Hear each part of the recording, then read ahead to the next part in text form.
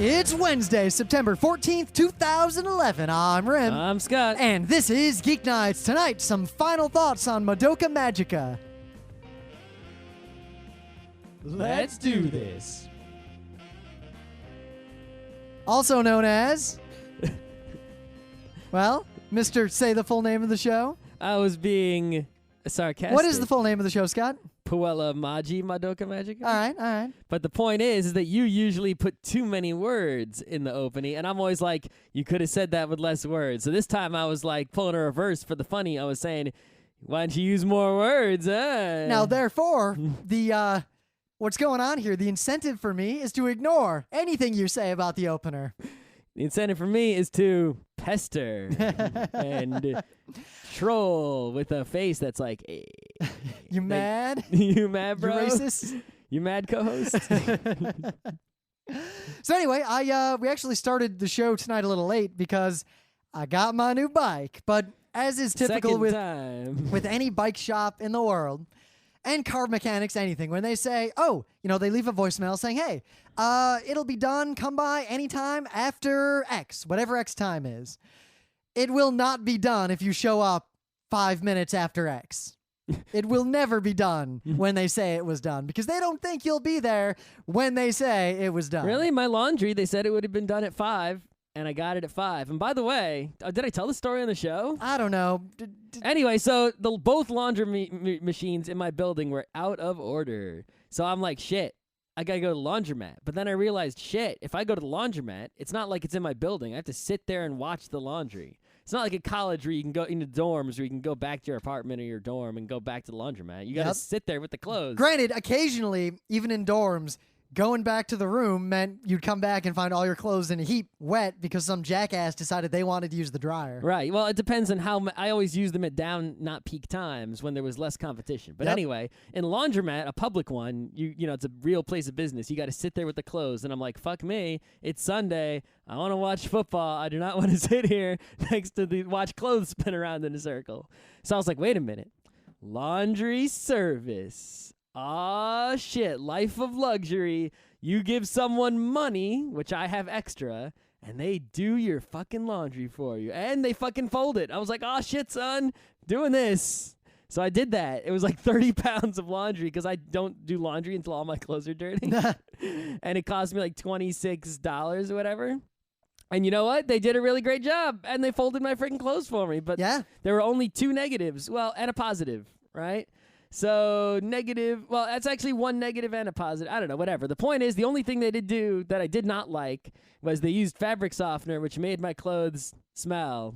And it wasn't a bad smell. Never use fabric softener. It wasn't a bad smell. It was, but it wasn't a good smell either. It was sort of a laundry smell, right? So like my clothes smell like laundromat, and I don't use fabric softener, so it's like a smell I wasn't used to. You can keep going, but just so you know, this is fascinating. Right, but the benefit was fabric softener actually made my clothes real soft, which was like, Fascinating. It was. And if your laundry machines are out of order, I highly recommend laundry service, especially when it's like right next door to your apartment. So you don't have to carry the clothes that far. But anyway, I got my new bike, and it's pretty fucking awesome. Yeah, it was way fast. Great. Yeah. Okay. I got here from Avenue C and 14th Street in like 16 minutes. What bike shop did you go to on Avenue C? It's actually just past it's between 1st Avenue and Avenue A on 14th Street. What's it called? Metro Bikes or something. They have like 5 branches. That's just the one. I know the guys. I usually go to Bicycle Habitat, which is like, that's like the activist, it's the happening bike shop. This place is pretty happening too. It's all chill dudes. They're all pretty cool, hanging out, talking to them. People are coming in. Delivery guys are like fixing their bikes with their tools. They don't care. Yeah. There's also Sid's Bikes, which is sort of like the yuppie bike shop where everything is like, it's like it's almost like it's a professional store. Like everything's shiny and modern, and it looks like like not low rent. Most bike shops are just like, in some pre-war building. This isn't like, it's like modern building, whatever. Anyway, very briefly, if you haven't seen it's like the difference between a Stop and Shop and a Pathmark, right? But exactly 1 week ago today, an interview with Atsuhiro Iwakami was posted to the Anime News Network, and I'm going to link to it. You probably don't know who that is, but it's the dude who produced Madoka Magica. So if you liked Madoka, or if you're an idiot, meaning you hated Madoka, and you listen to our final thoughts and you want a little bit more from maybe someone who actually had a creative hand in it, well, here you go. And you know what? There's spoilers. Yeah, the interview was okay. Yeah, it was all right. It's not like fascinating, but it's all right. It's worth reading. Some of the 'cause it only questions takes, are a little like, so whose idea was it to do blah? Yeah. Why did you do blah? Anyway. Right. So, in lieu of news, because we always trouble getting Wednesday news anyway, and it's usually not that exciting, right? We've got a preview. As you may know, a Geekbite preview. As you may or may not know, this month, the month that we are currently in, September of 2011, DC Comics has, quote, relaunched everything. Every single DC comic there is was canceled and restarted at number 1, right? And there are now 52 DC comics, and the number 1 issues of every single one of those will be released over the course of the month of September. And since I think there's already been 2 Wednesdays, like about half of them are already out. I won't be getting any of them until the beginning of October when they come in the box in the mail. I'll get them all at once. Now, there's buzz on the internet already. Yes, because there are people who go to the comic shop and they read them as soon as they come out on Wednesday. And it's amazing how much of that buzz is fanboys complaining. Right, but one of the 52 comics was released at the end of August instead of in September. That, the premiere one, the Justice League #1, written by Jeff Johns and art by Jim Lee, came out, and I had it in the previous box. So rather than do it on Scott's box, since we're going to talk about the rest of them, the other 51 on this show, we'll do this first one on this show as the preview. So me and Rim both read this Justice League #1. So we have to pretend. Now we're going to review this in a fairly objective manner. So we're going to pretend that nothing exists prior to or in parallel with this. Well, I do actually. That is one thing that I think they did a good job, right? Is like, they said relaunch. They didn't say reset. They didn't, right? So I was like, what are they going to keep and what are they going to throw away, right? They made it sound like they were going to keep some of the DC Comics history and get rid of some other stuff. But in actuality, it was a 100% clean slate, right? This is like Batman and Green Lantern. Green Lantern's like, you're real. Like, they had never met. It's completely nothing from any previous DC comic matters at all. You don't need to know dick. I mean, they're talking about aliens, and then one's like, oh, like that guy, and they're referring to Superman. They're like, oh, like that one I heard about. Right. I also think that it's pretty cool that they reset, right, everything, and they didn't start with origin stories, right? Because usually when you reset, they always do the origin story again. Right? But here, they don't start with the origin story of any of the characters. You don't have, like, Batman's parents getting killed. You don't have Green, right? Everyone's already a superhero. It's just that they don't know each other. So it is sort of origin of Justice League, which is the title of the comic, but it's not origin of Batman, origin of Superman, origin of Green Lantern. But it is 5 years ago. Oh, is it? Yeah. Oh. Yeah. Well, then. So it starts in media res, and the beginning of that, even then, is not the origin stories. However, I just want to note this. It kind of bothers me. The 5 years ago is in the second panel. So you see a bunch of police with sniper rifles in a helicopter basically saying, we have Batman in our sights. Then it says 5 years ago, and it shows a bunch of helicopters chasing Batman with sniper rifles. Oh, yeah, that 5 years ago should have been in the first panel. Or maybe it's gonna, in some future, like it's like the next issue is gonna be like today, and it's a different sniper fight with Batman. It could be. That would be cool, but somehow I don't think that's what they intend. I don't think that either. But I mean, I don't know. I'm feeling this because right away it's Batman fucking some shit up, and he's kind of, I don't know. There's a lot of snark. Yeah. From everybody. I mean, Batman's kind of, he's like idiots, and he's just throwing stuff at Really, him. it's like, the thing is, it's like, what are the personalities of these characters? There's just different levels and flavors of jerkiness. Yep. Right? It's like everyone's, almost wants to be Deadpool. But it's so stereotypical. Batman's chasing the supervillain, and the police are chasing him, and he knocks the supervillain over. You know what he says to him? What were you doing at the docks? It's so Batman. It's like, really? This alien, war machine was at the docks doing something. Yeah. Okay. But so page 4, there's Batman, and he looks different. And at the bottom of that page, all those panels lead you to an ad. And then I remembered I was reading an issue and not a trade paperback. Yeah, this is why you read trades. Basically, I think the way I'm going to score these issues, right, is there's going to be 2 possible scores. 1 is I will buy the trade. 2 is I will never read it again. Because there's no way any of these comics, even if there was the best thing in the universe, well, I'll buy the trade. Right. If it's not the best thing in the universe, I don't need to read it. There's no comic where I would buy the issues of it ever. So that's my score, so you know whether to read, or if you agree with my tastes, right? That's how I will score them. So in this book, and there aren't that many pages, 10 of the pages are ads. Yep. 3, 4, 5, 6, 7. 7 more of the pages are just BS. There's nothing to do with the comic.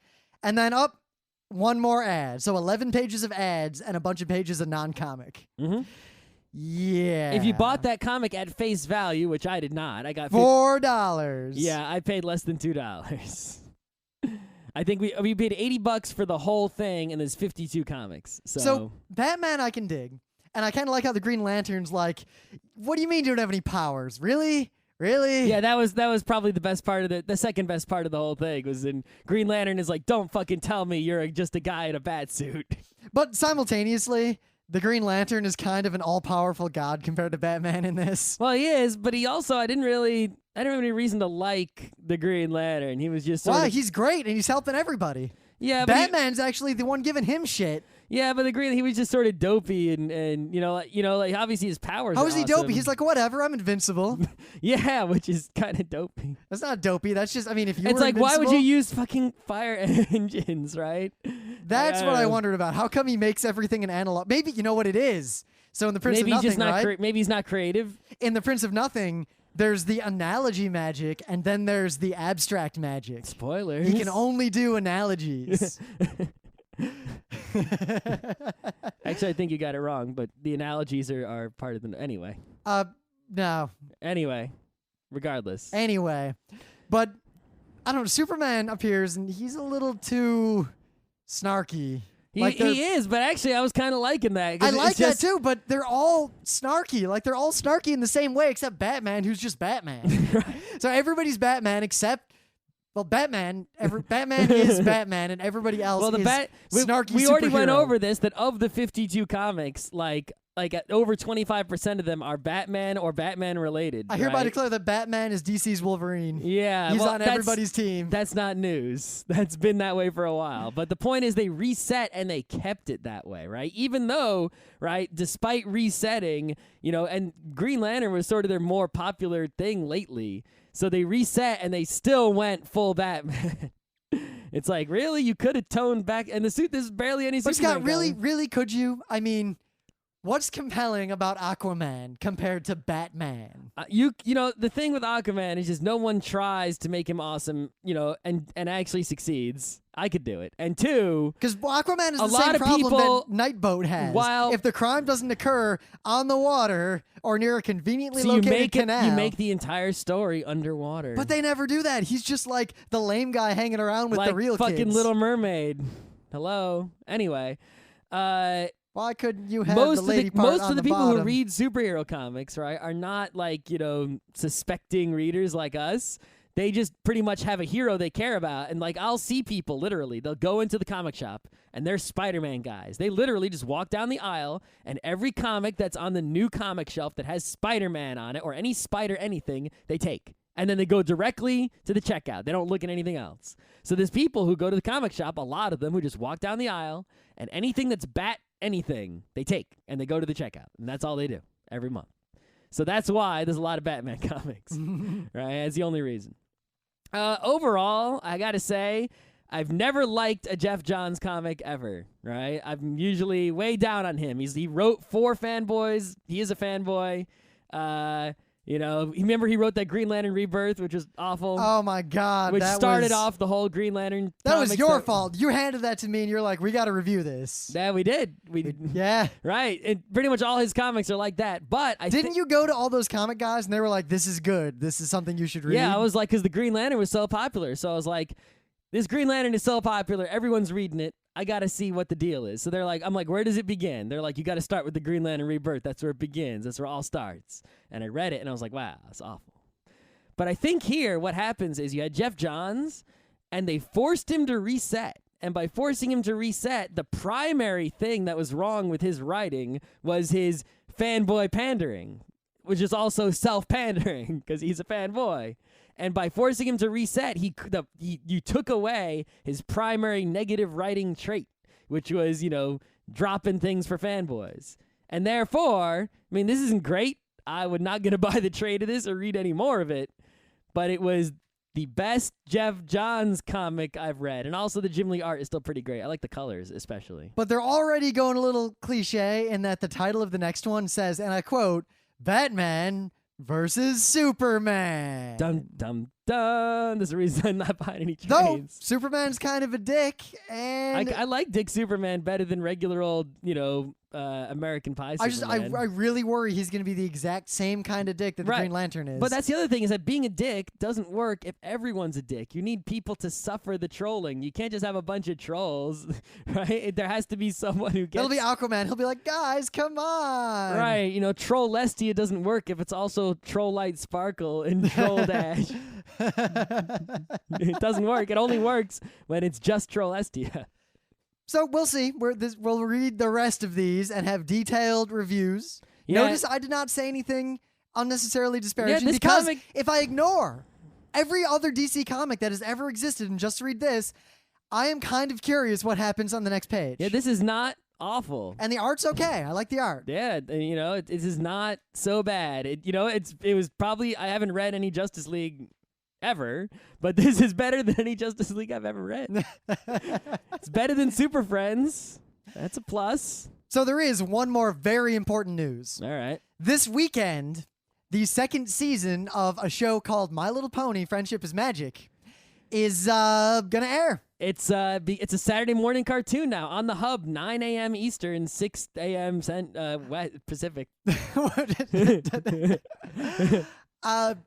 It is safe to say that I've been looking forward to this more than I've looked forward for about 6 months to any season of any show since I saw a trailer to Escaflowne when I was still in high school. I mean, even shows... No. When I heard there was going to be a second gig to Standalone Complex, I was equally excited. Even if you told me that there was another Standalone Complex gig, a third gig, right?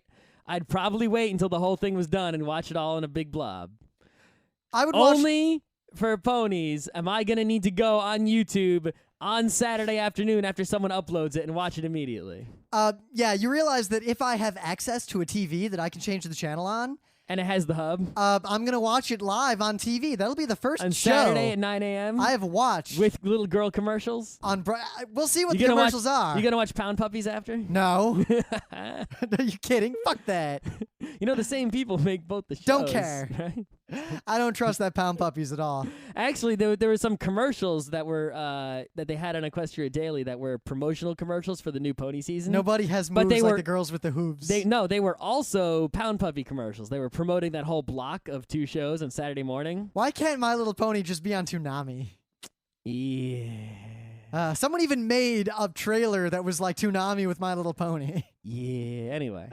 Why can't they just put it directly on fucking YouTube themselves instead of having... Yeah, or not even... You know what? If I could just buy the episodes with the correct colors... For $1. For $1. I would pay $1. But they're charging $1 zillion on iTunes. But they're charging $1 zillion and the for colors... And it's also 720p what they're charging for, not 1080p. And the colors are all fucked up. Give me 1080p's with the right colors for $1. Or at least sell some DVDs. $10 season pass. Anyway, yeah, we like ponies, and it's coming. You should watch it. Ponies. The return of the ponies. Internet explode. You know what? I'm going to already declare victory. We managed to carry... This tells you the power of the pony. That, it was big, but we managed to carry that stone. Sisyphus pushed the pony rock up the hill to the next season. The fact that the PMVs... Not only did they keep being made for this entire duration, but the frequency increased. Yeah. There has been they have made a Draw Friend post on Equestria Daily every single day For how long? At least a long time. We could probably, we're not doing this. Shut up, kids. No. But I feel like if we turn the news on Wednesdays into just ponies, we'd have enough to talk about Maybe. every week. Yeah. Not All right, happening, no more pony. All the pony is now relegated to a separate show. Called Radio Free Equestria. No more pony in this show. That you should watch. None. Except for occasional jokes.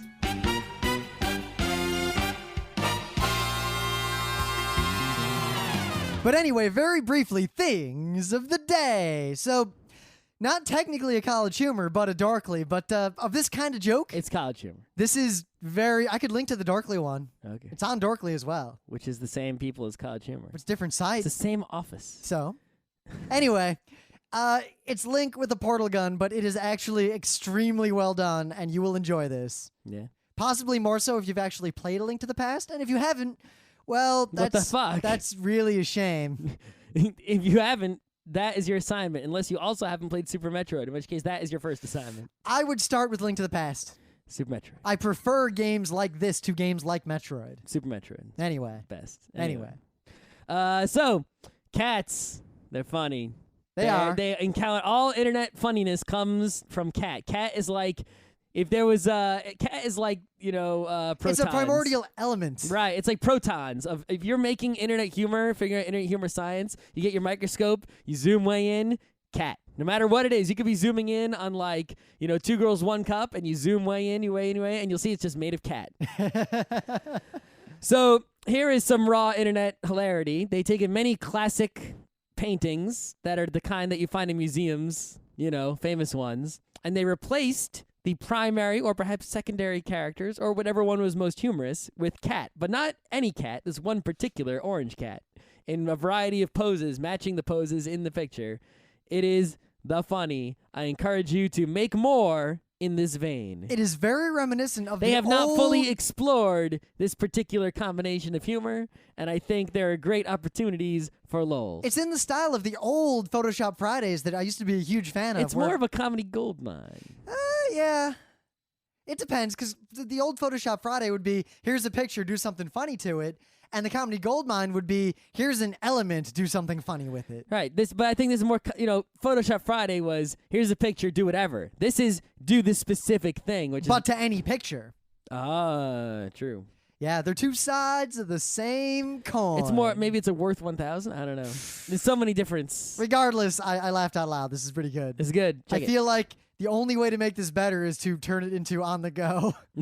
You and your On the Go. I love On the Go. All right, Meta Moments. The Meta Moments. The book club book is The Ear of the Eye of the Arm by Nancy Farm. We'll do the show as soon as I finish reading it. I didn't read it yet because it didn't get delivered to me until a week and a half ago. Why did I get mine? It's weird because I ordered mine on Amazon and I got it immediately, and nobody else did, even though they all also ordered it on Amazon immediately. I know, like we ordered it the same fucking day. So anyway, I don't know. Other meta things. Radio Free Equestria is coming back for real. They're coming back. We already it's discussed starting. that. Yes, but it's meta now. So just Google or YouTube for Radio Free Equestria. There's going to be on 11/11/11, November 11th, that weekend, the Burning Apocalypse Con. It is going to be a Burning Wheel, Luke Crane-ish convention, but of role-playing in New York City, but also a Vince Baker Apocalypse World roleplay. 2 indie RPG guys come together. Shit gonna be going to down. make one weekend of role-playing off the hook, 11/11/11. If you can get to New York City, registration's going to be opening mad soon. If any of my friends want to come to it, we got couches. Only so many couches. 3 couches. Cut it out. Cut it out. Check us out on the internets and Worst Webcomic Contest next Wednesday show. That's what that's going to be. Well, I guess actually 2 Wednesday shows from now. You know what? Next Wednesday, we're cutting off submissions. Yeah. Well, I think we said we knew that before, but whatever. We'll cut it the off. The next Wednesday show we record is going to be that show. You know what? We're going to cut off submissions arbitrarily at some point. That's right. So if you haven't entered yet and you want to, well, do it now. Yeah. Or you'll miss it. That's right. Can we think of anything else? There's no swags. The next conventions are next year, Yeah. other than Burning Apocalypse Con. Magfest. I mean, the is the biggest New York one. Comic Con is coming, but it doesn't look like we're doing anything there. Yeah, a lot of people aren't doing stuff there. The short answer, having talked to a lot of people on their side, is that you know how cons sell out? It's a sold out, and not as in it's out of badges. No, sold out like the monkeys. That's all. I'm going to the Giants game Monday night against St. Louis. If you're going to be there, call me. We can say hi at the stadium. We used to do a lot more Final Thoughts episodes. No, we didn't. We hardly did any ever. We started doing them. We did a handful of them in the entire history and we of expected Geeknights. to do more, but we haven't done them in a while, so I feel like this warning is very important. If you have not seen every single episode of Puella Magi Madoka Magica, all 12 of the original show. every single episode of the original show, do not listen to this episode. Do not fucking spoil this show. Actually, I just want to add a minor note. We can discuss this later. I think we already did a show about spoilers, but you know, I always say, hey, look, if a show can be ruined by spoilers, then that means the only thing the show had going for it was that it had the element of surprise. True, but and you know, if surprise is all you got, that's pretty cheap and such. There was actually a study, a scientific study, where they had people read stories and judge them and say how much they like them and stuff like that. And some of them had spoilers up front and some of them didn't. People thought, it's like people's expectation is that a spoiler will ruin something, but in reality, they like it more. They enjoy it more when it is spoiled, because when you know more about something, you can, you know, pay more closer attention and get more out of it, which is why you should watch Madoka twice. yeah, but at the same time, I saw Cowboy Bebop in its entirety, and nothing had been spoiled for me. Neither the deaths, nor the end, Nor the non-deaths. Yes, everything along the way, nothing was spoiled. So I had about 3 moments of shock during the show, and I'm glad that I got to experience that. The thing is like, even though I also was not spoiled, I saw them coming like a zillion miles away. It didn't really. One of them, it was the kind of thing where I expected something to happen as the end of the show, and the fact that it happened out of nowhere suddenly with no fanfare in the middle, like that really took me by surprise. Anyway, but the point is, you know, I don't think spoiling is that actually bad. So maybe you're someone who agrees with me and you believe in science and you know that spoiling will actually make you enjoy the show more. It might be okay for you to listen to this. I would still recommend you don't. And then go watch it. I really recommend you don't, because the layers of what happens in episode 10 are pretty great. Right, so now we're going to spoil this We're going to show spoil like the crap crazy. out of the show. We're assuming that you have seen all of Madoka Magica. We don't need to research, do the whole plot Or for I'm you. assuming you don't care about being spoiled. Yep. So, the Groundhog Day thing really got me. Right, so the thing with the Groundhog Day I thought was so fascinating was that, you know, you think Groundhog Day is so cliche and so famous and such a great movie that everyone knows that nobody else would ever dare to make a Groundhog Day, right? Like if I made a show and in it I pulled a Groundhog Day, or I wrote a comic book and in it I pulled a Groundhog Day, people would just be like, oh, you're pulling a Groundhog Day. It wasn't even What on my the fuck? radar. And when that episode starts up and I see Homura looking nerdy at the front of the room, I was like, oh shit, I know what happened. She went back, she met Madoka, who was a magical girl, and went back in time or something, to save her. Right, that's because the deal. the thing you knew from early in the show was that somehow she knew these things. She knew where the nurse's office was. She knew Madoka's name. I expected that she'd become a magical girl, and her wish was to save Madoka from some tragedy that probably was the dream from the beginning. That's what I thought. Yeah, or something. And then when that Groundhog Day again and again. But the difference here, right, is that number one, Groundhog Day, the movie, Bill Murray Groundhog Day, right, is about one guy. It's from his perspective doing the Groundhog Day. And it's, the Groundhog Day is happening throughout the entire movie, right, as the viewer. And he's doing it, at least from the start, for selfish reasons. He's trying to improve himself. He's trying to achieve some goal on his own. In Madoka, you're from the perspective of someone else. You don't see the Groundhog Day happening. So it's like you're the girl in Groundhog Day, not Bill Murray. And you're just living one of the Groundhog Days, not all of them. Well, specifically the last one. Yes, the last Groundhog Day only. You don't see all the Groundhog Days that came before until episode 10. And I definitely get the impression that Homura lived through hundreds, if not thousands of these. Yeah, lots of them. That was... That was a crushing series of failures along the way. And on top of that, the Groundhog Day is instead of being, this it still has that character who's doing the Groundhog Day is improving themselves, their skills, their abilities, right? But one person is doing it sort of for themselves, at least for, until right? Bill Murray's doing it mostly for himself. Homura's not doing it for herself at all. Right? She's doing the whole thing for someone else. And also, she's doing it in an adventure action way, right? That was Bill Murray wasn't improving his gun shooting and bomb skills. Well, he was improving his piano playing skills. That was the thing. Skills. And suddenly when she whips out a grenade, I'm like, what? And then when she shoots Kyubey right before Madoka was about to become a magical girl, and she drops the gun, and as she's dropping it, all I remember thinking was, that gun is a pistol, and yet all those bullet holes appeared on Kyubey simultaneously. Yeah, and it's like they give you those hints too. But then even the right there, Kyubey's like, "You're not from this timeline, are you? It's some sort of time manipulation." Yeah, and it's like she uses the time stop. Everyone's magical power is related to the wish they made. And their soul gem is related to the wish they made. Like how what's the green hair girl's name? You already forgot. Sayaka. He told me. Sayaka. Her hair is blue. It's green. It's blue. Anyway, so Sayaka, she wishes, for the musical kid to get better, right? So all her magic, she has swords, and all her magic has like musical notes all over it, and it's all related to the thing that she wished for. In the same way that, Homura wished to go back in time. Well, so all her magic is time related, I couldn't.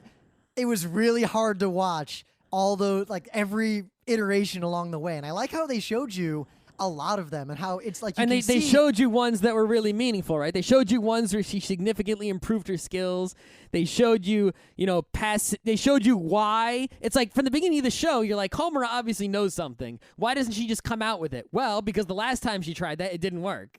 That's why she's not trying it this time. Well, not just the last time, every time. You see how every time she lives through this, it ends in horrible tragedy, some worse than others. Yeah, she tries something different every time. The most crushing ones for me were the one where Mommy murders Kyoko after they figure out that they're going to turn into witches, and then Madoka has to kill Kyoko before she kills Homura. Yeah, right. Like, that was rough. That was a rough one. But no, the rougher one was where Madoka's going to turn into a witch, and then Homura has to kill her before she goes back in time. So but even in the timeline we saw, Kyoko realized what was going on and killed herself to destroy Sayaka as a witch to save her. Yep.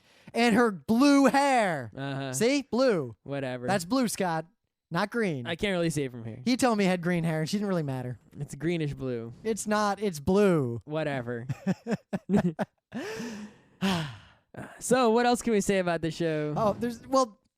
I pretty much had guessed from pretty early on that the whole thing was going to come down to, in a past life or in another world somewhere. I thought it was actually going to be like Bokurano style. Like there's another world where Madoka was a magical girl and Homura became a magical girl wishing to spare her this fate. And that in this world, Kyubey now appears and tries to get Madoka anyway because that wouldn't technically be breaking the wish if Madoka wished it again. Oh, yeah, it's a crazy thinking. That's what I expected. And it was actually really close. Just I did not suspect the degree or nature or the Groundhog Day. Yeah. I mean, I was pretty much the whole time, right? I was like, well, you get a wish, right? So I was like, why don't you, nobody tried to wish for more wishes or wish to be a magical girl but not have your soul gem ever run out or wish to be a magical girl or I was thinking, why don't you make a wish that all magical girls are invincible and immortal?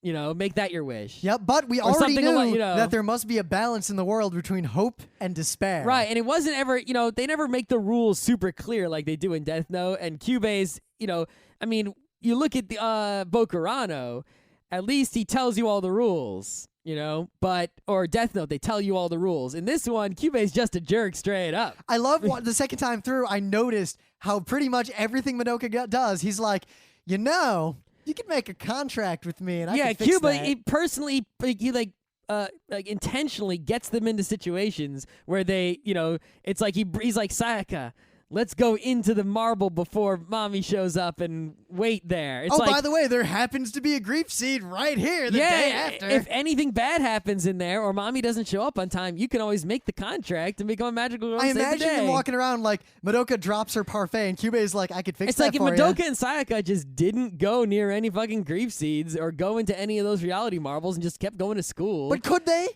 I would argue that part of the story here is that it's the Bilbo Baggins. Once you're Bilbo, there is no way back. There's no way home. Well, the thing is, you could have wished, for example. You could have been like, I wish I never knew about these reality marbles or wishes and I stopped seeing them. Because clearly not everyone sees them. Wait, but to get that wish, you now become a magical girl. I know, that's why it would be fucked up paradox, Yeah, and but like, look what at how would the paradoxes resolve themselves. They're monkey's paws. Despair and hope are always balanced. Yep. Homura made her wish to live it over again. That's a Full Metal Alchemist right there. But by wishing to live it the over law again, of equal exchange. the outcome could not be different. Yep. It would always end in tragedy. I mean, look, It's a one trap. time they beat the witch just fine, but now everyone else is dead and the two of them are going to become witches. Like, there's no way. Yep. Though I like how in the main universe, like the last one we see, Madoka is kind of normal, and yet everyone says she has so much potential. I like how there was actually a really rational explanation for that. Yeah, they don't leave anything like why. You know, it's like you're saying, one thing I was like, why didn't Homura just tell everyone? Well, they explained to you in episode 10. She's tried that. It didn't work. But also, why? How does she know the Walpurgis night is coming? Walpurgis? Walpurgis night is coming. Well, because it comes at the same time every time. But also, I like how in the worlds where Madoka is a magical girl, she is super competent, and she's also like a really strong person. Like the time when they beat the witch, but the two of them are laying there dying, Madoka whips out the grief seed she'd hidden that she still has and taps it on Homura's soul gem before she can even react. Yep. Well, I mean, that's another thing, right? In the very first universe of episode 10, right? Homura is the weak, timid one, and Madoka is just like, hey, what's up? Yeah, Madoka, Mami, Sayaka are all just magical girls together, and I like how Kyoko like joins them on the team. Like they're all just chill. Yeah, but then in the the universe that most of the show takes place in, the current timeline, I guess the final timeline, the real one, Madoka's a little bit timid, not super timid, but a little bit. Where Homura is the ultimate. But at the same time, badass. she seems strong. Like you get this sense like there's almost this Well, void she in is her life. she is her mom's daughter. Her mom is the best. Not just that, but there's a million universes, or at least 1,000 or so, where she is a magical girl hero. Yep. In one of them, she takes out that Walpurgis Night Witch with one shot, and then becomes a witch. the biggest witch ever. But think about it, all those universes are like tugging at her soul and her being as her being a hero in every sense, and now she's just a normal girl. In fact, there's someone trying to prevent her from being the hero. Yep. I really liked Mami, too. She had this kind of otherworldly... She reminded me of the Outer Senshi from Sailor Moon a lot. Well, it's always kind of weird, right? Because it's like you're trying to judge, you sort of have this thing in your brain, like who's good and who's bad, right? And it's like, well, Mami, on the one hand, was like, yeah, becoming magical girl. She was like trying to make them become magical girls, but you sort of had a sense that Kyubei was evil. So you're like, is Mami evil? But no, Mami really believed in all this. Mami was a really good person. Yeah, but it's like, but she was still trying to get them to become magical girls. But Homura seemed like she was up to no, or at least on this, the very surface, seemed like she was up to no good. But you knew that she was actually right. Sayaka was the saddest though, because she's the one who came into this with kind of the most good intentions, and it's interesting how that always ended up the worst possible outcome. Yeah. Well, she also didn't use her wish very well. She was there to show you like the typical, I imagine what most magical girls ended up like. I don't think that was typical, because look at when you get the flashback to how Mami decided. She's dying, bleeding to death after having been in a car accident, and Kyubei appears like, hey, you can wish to not die. Yeah. Sayaka is one of the few people who had a choice. Yeah, but if you look, Kyoko also had a similar wish. And she had a pretty epic wish that, again, despair and hope. No, those wishes weren't, epic. I mean, wishing to not die is something you can understand in the heat of the moment. But think about it. Kyoko and Sayaka both had an alternate thing. They were thinking, I wish for X. But their wishes were still just sort of in the context of their existing lives. They weren't in the context of the grand scheme of the universe. They didn't need to be, because as far as they could see, the grand scheme of things was, I also will become a magical girl and protect people from this evil. Yep. I mean, that's a pretty great thing to be. Madoka, what did she want to wish for? She wanted to be a magical girl. Yeah, originally I thought that was why she was the most powerful. I thought it was bad subtitles the first time. I thought she was going to wish to be a magical girl, and somehow that was going to break Kyubei's bullshit. That would be weird. That was my early guess. Yeah. I don't know. I really didn't trust Kyubey from the start. Well, though. you can't. After you see Bokurano, there's no way you trust any weird creature that's trying to get people to sign contracts. Seriously, the first you time know I watched the there's show, a catch. You know it's a trap. Kyubey, I was a little unsure. The second time through, it is so painfully obvious how much of a dick he is. The one ending where Madoka becomes the most powerful witch in the world to destroy the earth in about 10 days, and Kyubey's like, well, that's your problem now. We finished our energy quota. See ya. Yeah, it has that typical sci-fi thing with, the aliens gathering energy from whatever. It's but telling that was sort of blah, but at least it didn't play a big part. No, because it was much like it's a tiny spoiler, but it Bokurano, is very tiny. But it's a very similar plot, and I like the fact that both of these shows edge into this territory, much like Cowboy Bebop with the Gate disaster of, here's the world, the main characters exist in this world and have a huge plot, but simultaneously, there are things that are beyond their reach. Yeah, the universe is vast, you're tiny and insignificant. Even though you're not tiny and insignificant in the scope of this anime, in the universe... But think about this, I love at the end, in the kind of remade world, where Homer is feeding Kyubey, and she's the only one who remembers Madoka, and she's kind of tossing the stuff in the air, and Kyubey's being all cute, and he's like, this witches thing sounds really intriguing. I wonder if we could use it to do something to make more energy. And she's like, yeah, you dick. I have a feeling our relationship would be much more treacherous. Yeah. That was just a nice touch at the end. It was. I was driven to tears many times, pretty much from episode 10 through the end.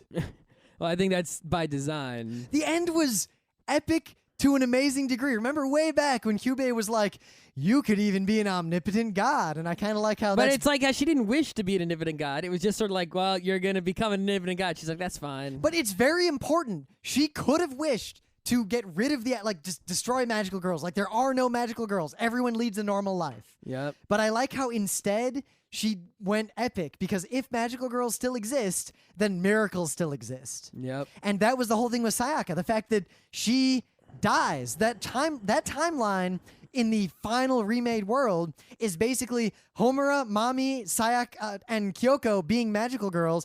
Sayaka dies, but gets her wish. Yep. And that was very touching to me. I don't think she even really existed in that timeline, right? I think she did, and I think... No, because she was like, look, it seemed like, because if you watched when Madoka was like saving all the magical girls, right? No, because... some of them disappeared. No, because when she was saving them, those were the magical girls who were who turned into witches in the past. Mm-hmm. Every magical girl throughout all of history who had turned into a witch, she intervened in time the moment before they became a witch and spared them that by taking all of the grief into herself. Yeah. Sayaka, because remember, there are But she was like, your own circular logic, whatever. No, but Sayaka, she got her wish. The boy was healed, so that miracle did happen. It did, but I don't think, I think that maybe in that time he was never in an accident. Clear it did, because... think about two of the universes where everything ends up badly. In one of them, Sayaka becomes a witch, and Kyoko kills herself to spare Sayaka the fate of continuing to be a witch. Mm-hmm. In one of the flashback ones, the same thing happens, and Mami freaks out and kills Kyoko, and then Madoka has to kill... in some of them, Sayaka wasn't even there, though, at all. Well, no, we didn't... That was earlier. Sayaka doesn't become a magical girl till later. Mm-hmm. And we don't see those scenes from later. I think she's a part of the team in most of those universes. It's hard to say. There's so many. I could see Homura preventing that, trying to save her and eventually giving up. Yeah, I'm sure that there were sometimes she was, sometimes she wasn't. The fact that Homura in the second most recent end was constantly telling Madoka, give up on Sayaka. Yeah, there's give up nothing you on can her do. because she just knows this. Basically, she's like, yeah, there's nothing you can do about Sayaka. That implies to me that she's seen Sayaka die a zillion times. She tried to save the hobo. And she also wasn't upset about Mami dying so early in episode 3 because that was a much better fate than Mami later. Yeah, because she had seen what Mami usually ends up doing much later on. Yes, most Mami of the dying is much better for Mami than Mami becoming a witch or Mami killing Kyoko. Yeah. Because she needed Kyoko in case she had to fight Walpurgis Night. Yep. But Sayaka, she got her wish. I think it was just that her plan was like, well, this time let's try keep getting Kyoko to the end. But not only did Sayaka get her wish, it's like playing a video game. This time let's try when this. Homura wakes up in the new universe, the scene she wakes up in is everyone except Madoka, who is not in that universe, being sad that they couldn't save Sayaka. Yep. That she died. Yep. And the only difference, Homer is the only one who knows Madoka. So that is why I believe in this final universe, everything Sayaka did still happened except no witches. She just died. Maybe. Either way. What else we got to say about the show? The fact that... some of my favorite scenes in the show, right? So... where she's fighting the Walpurgis Night and she does all the crazy explosions. That is Neo guns times 10. Right? So she does the rocket launchers. The scene with the time stop. In the one then universe. She does the mortars. Then she does the bus off the bridge. Then she does it falls into the pit with the C4 all around. When the C4 turns on, it's like, shit, son. I like when she comes back the first time and she's going to fix everything and she shows off her powers and Mommy's like, oh, it's clearly time stop. Yeah. She's beating up that was a good drum. line, at least in this. I don't know how. I think the subtitles were a little janky a little bit. Yeah, Emily was correcting them a lot while we were watching. Yeah. Another scene I really liked, actually, was when the teacher and the mom were talking, getting drunk. That was cool, because that was unexpected. Well, because early in the show, the very first episode, the mom asks about the teacher, right? And Madoka's talking. So the teacher and the mom know each other and have some sort of relationship, even though it's hardly explored at all. But it's like that's why they're talking to each other in that later episode. And the mom is just so awesome all the time. And that scene where like the mom is like, Madoka, just take me with you. And I'm like, oh yeah, take the mom with you. That'll be sweet. I was really hoping the mom would go with her. Yeah, I was like, oh shit. I thought something was going to happen there. Yeah, but no, it was just like, all right. But even then, that was Madoka being the strong character from every other universe really coming out. Yep. I really like the mom's advice of sometimes you have to do the wrong thing. That was a good one too. And it's but like, the thing was, I was like, oh, I can't wait to see what wrong thing she does. And then I stopped thinking about it, and then she did a wrong thing immediately as soon as I stopped thinking about it. And it was the wrongest thing. It was really wrong. Yeah. But it was also advantageous because it allowed them to learn something, right? I think was key. In this universe. Because the fact that all those magical girls learned that in that universe, I think, was a key. Yes, well, look what it did. In that universe, mommy doesn't exist anymore, so she's dead. So she won't go crazy and kill people when she figures it out. Yep.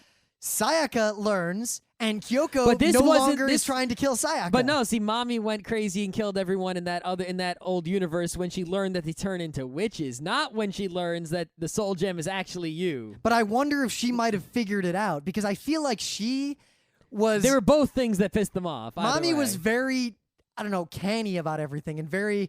Of course, this is kind of an aside. I like how she was so otherworldly and so calm all the time, but yet...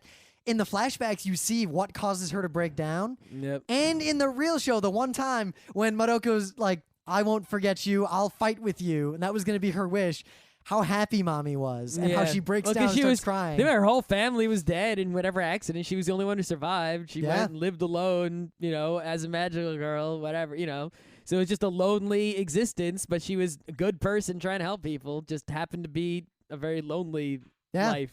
But of course, watching the show and having people had said things like, yeah, it's like Bokurano with magical girls. As soon as she said, I'm so happy, all I could think was, she's going to die. She's going to die. She's going to die. For as much as this show kept things a secret and had good, things you couldn't expect, there are plenty of things you could see coming a mile away if you are trained in the anime ways. That led to one of my favorite scenes, which is just Madoka and Sayaka sitting on the roof afterward, and their conversation is basically... we've been Bilbo'd. There's no way back. Yeah, but it was also, I guess we're not going to become magical girls, though. But it wasn't really. They didn't really say they're not going to do it. They were really...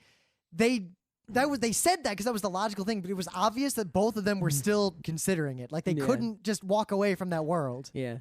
There were just so many other good scenes, both short and long. Like, when Madoka's about to finally become a magical girl, and then... Kyubey gets shot. Yep. Yeah, I like in the flashbacks the one where she's already killed a Kyubey, and yet there's already another one like on his way after Madoka. Yeah. And it's like, that's another thing. It's like the show is called Puella Magi Madoka Magica. In the opener, it's all Madoka as a magical girl. Yet she's not a magical girl until the end. You start watching the show, and the first conflict they introduce within a minute is Madoka to become a magical girl or not? She can form this contract, but she was just told not to. Is she going to do it? If so, when? And I was assuming the first time I watched it that within a few episodes she would do it and make some wish, and the rest of the show would be about the conflicts that happen after. I didn't think that that would be the conflict of the whole show. Even though it was a short show, I didn't think that would be the 12-episode conflict. But in fact, it was. She doesn't become a magical girl until episode 12. It's like, come on. Though pursuant to that, I did not expect... That would be like that would be like if in Sailor Moon, you didn't say whatever her name is. Usagi. Usagi didn't become Sailor Moon until the final episode of Sailor Moon. You want to know something sad? I almost said Serena. Right. Or if you watched, Princess Tutu and it was just a duck and Ahiru until the very final episode she became Princess Tutu. You've never seen that happen. The transformation... Voltron didn't form into the complete Voltron until the very last episode of Voltron. Well, Shinji didn't form into a complete man until the very end of Eva. Right, and imagine if Eva 01 didn't even activate until episode 26. That's what this is. It's crazy.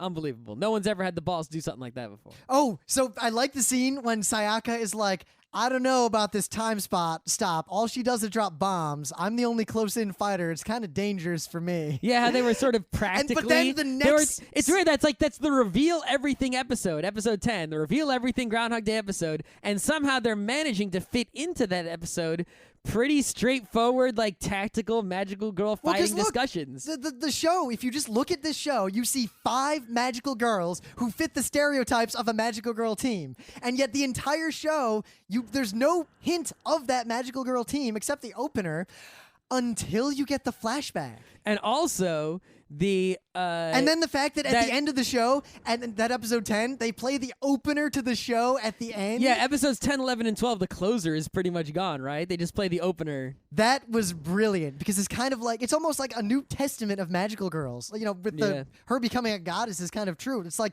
there's a new world order. There's a new contract. This is a different there's still world. Bad things in the world, but the bad things are magical demons that come from the darkness, and magical girls only bring good. They come and they fight for good, and then they die. Yep, and that was what I thought. I didn't expect until once I saw the grief seeds work, I suspected something bad with witches, because notice how she takes the grief seed and she taps it against her soul gem, and blackness comes out of the soul gem into the grief seed. Yep.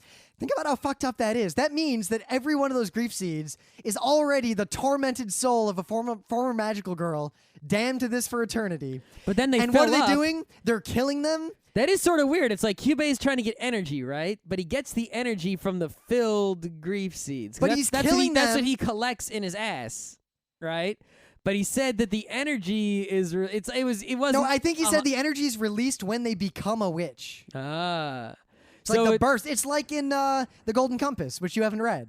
Yeah. Anyway, it's like that. But it's like, so why is he collecting, though, these I don't know. I think he was collecting them just to put them back out in the world. Who knows?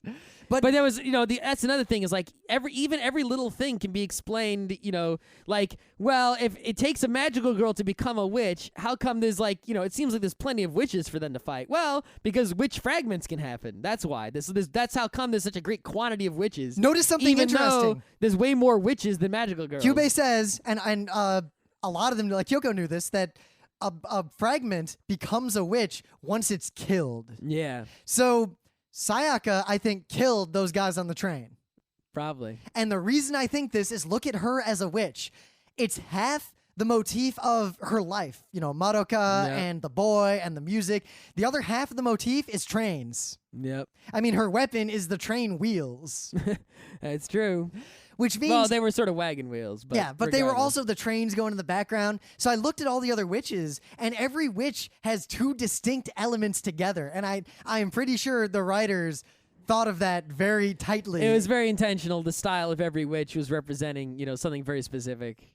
And especially in episode 10, where there's like a whole ton of witches, because you see like the one that's on the clotheslines and all kinds of. Oh yeah. It was like a feast of witches.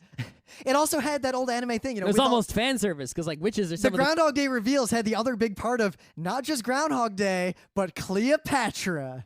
Yeah, Joan that of was Arc. actually you saw that in episode 9, really. Yeah, but once you get all of that, that's a lot like Urusei Yatsura 2, when at the end the Dream Eater's like, all throughout history, Adolf Hitler, that was me. Yep.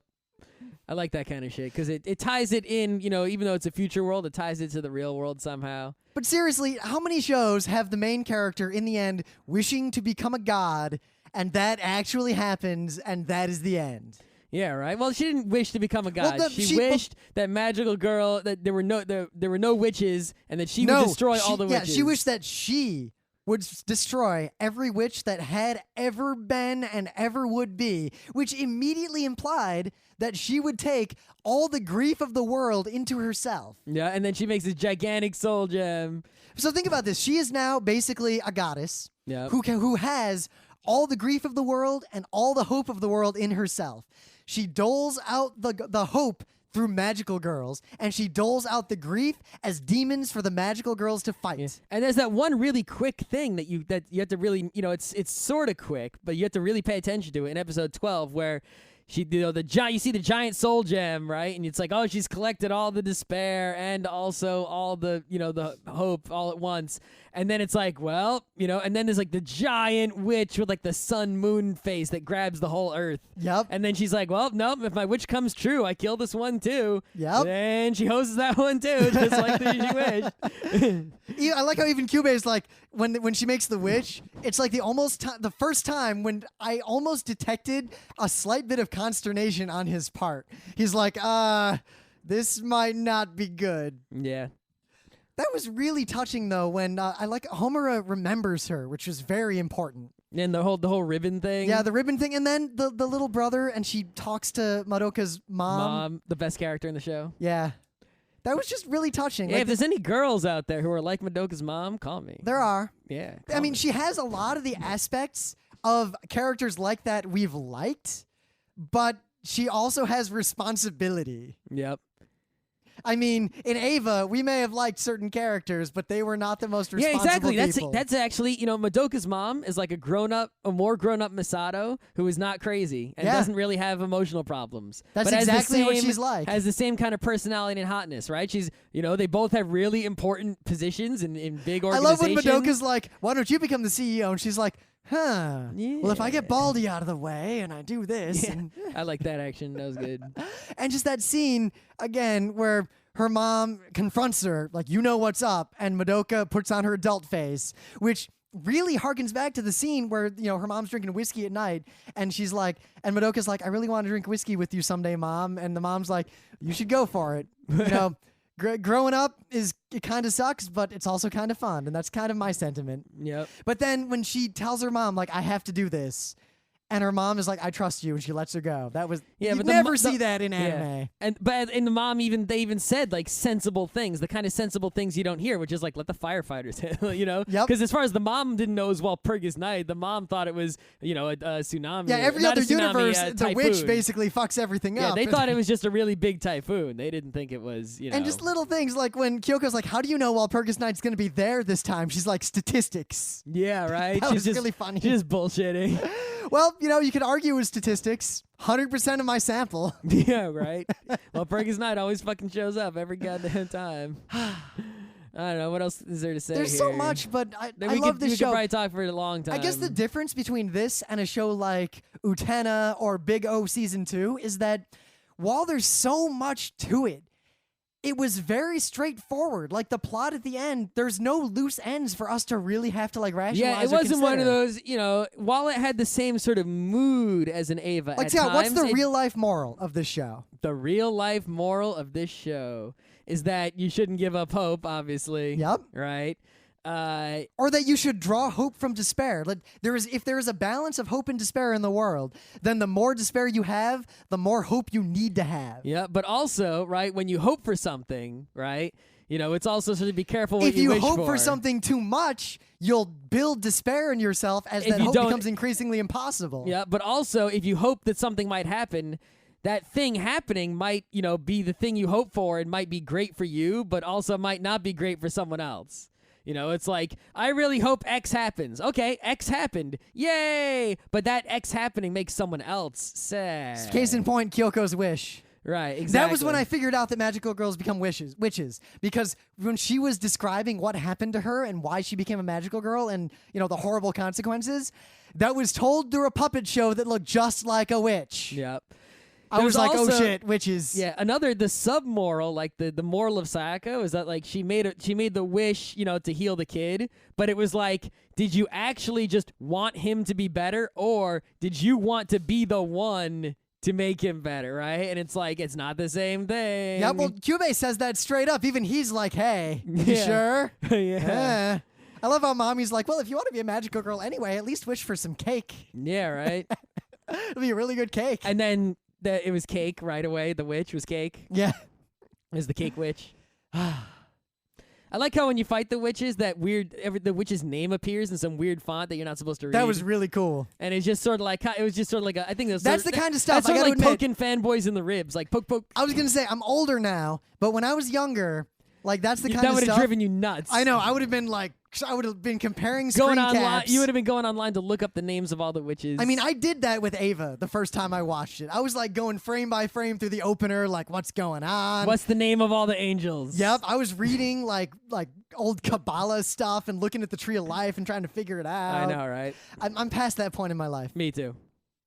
I can accept that they just wanted to use a stylistic font and make it, names. But the thing is, I bet it is consistent. They probably did have some rationale behind it. I think they just made it look because sort that's of the like best way to English. make a consistent universe is you just figure out as a writer, like, all right, this is the real deal. Just so you know, like, whenever you have a question, like, what would happen here, you can look at your real deal notes, and if you just follow your real deal notes as though that's the reality, all the stuff you add to the story as you write, even if the real deal notes are never in the story, will be consistent. Yeah. And I'm pretty sure that people do stuff like that. Yeah, I don't know. It's the kind of thing where if I had a studio, I'd take my like creative interns, I'd be like, design a witch. Just tell me why this person's a witch, and we'll run with it from there. Yeah. And the show, you don't need to reveal that, but it gives you a really interesting, consistent narrative. It does. God, the show was awesome. It's a pretty good show.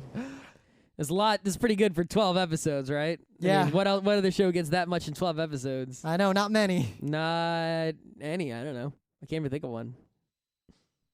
Maybe best 12 episode show. I think we're done. I mean, I can't analyze it more because it's really straightforward. The interesting, non-straightforward parts are really just the execution and the individual events. Like, after that whole scene we were talking about where Saka's complaining about how she's, the bombs are dangerous to her as a close-range fighter. Yep. The next scene is that she's time-stopped and she's walking through, like, the Yakuza headquarters, just, like, stealing their pistols. Yep. And then later she goes to, like, the armory of the SDF and just she's takes just like, all the rocket guns. launcher. And she sticks them all inside her little shield thingy. That's another thing, right? Is, like, even, she Groundhog Day'd all those times, but that means she lived to the end all those times. If she would have died in any one of those, she wouldn't have been able to use the time stop to go back. Yep, and she even got close in a few. Like, they were both dying, her and Yeah, Madoka. you could tell, like, she would have given up right there. That would have been it.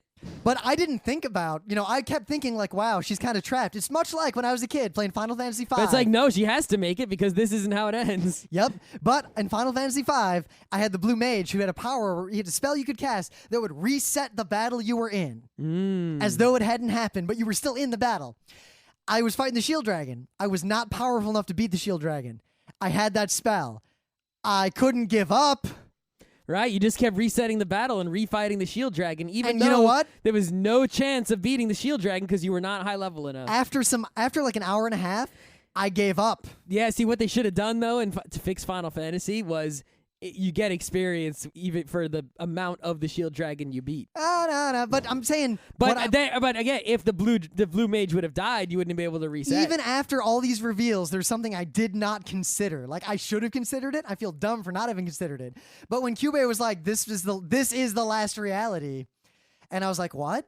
And then when her soul gem is darkening and she's about to give up, I realized, like, oh wait, yeah, she might eventually give up, or she might be forced to because she'll become a witch. Yeah, I mean, I don't think there was anything that was guaranteeing that was the last chance. But I think Kyubey figured out it was the last chance. But it's like, yeah, but Kyubey was like, look, she's gonna give up hope at some point, and that will be the end. And that just happened to also be the time she was giving up hope. I just get the impression she tried like every combination of saving people. And it was the Walpurgis Night was the thing that really screwed it up, other than the fact that they'd all become witches someday. But yeah, well, because it's like, if you have to fight a more powerful witch, you have to use all your magic to beat it, which means that's gonna be the end of you. And I feel like Walpurgis Night was by design, Kyubey. Well, I think it was Asshole. actually more like it was. If you looked at the design of it, right, it was almost like a combination, like a bunch of witches had been combined together to make Walpurgis Night. Like it attacks. It had like the whole group of dancing shadow girls around it. Yep. And it also had like after she blew it up pretty good. It sent like 3 shadow girls flying after her at once. It was like Walpurgis Night was almost like a witch army as opposed to just being one witch. It was just like one big witch in the middle of a witch army. I don't know. All right, I think we're done. I think It's been long enough. It's not like Utena where we have the literary analysis, so Yeah. I love the show. And It's a good show. Thing is, I've already seen it twice. I can't watch it again. I can watch it again many years Later. down the road. It's a show that But hopefully someone else will make a show like this. It's a show. It's one of those rare shows that I will buy because I want to own a copy of it to give to other people and say, hey, watch this. I don't know, but it depends on how they sell it. Yeah, well, right now I've got a pirated set of 12 episodes that I can give That's to good people. enough. They're HD.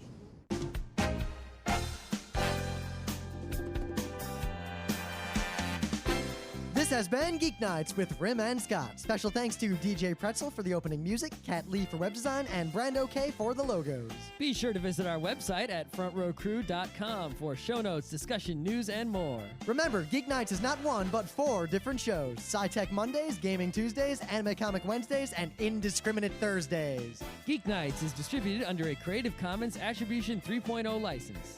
Geeknights is recorded live with no studio and no audience. But unlike those other late shows, it's actually recorded at night.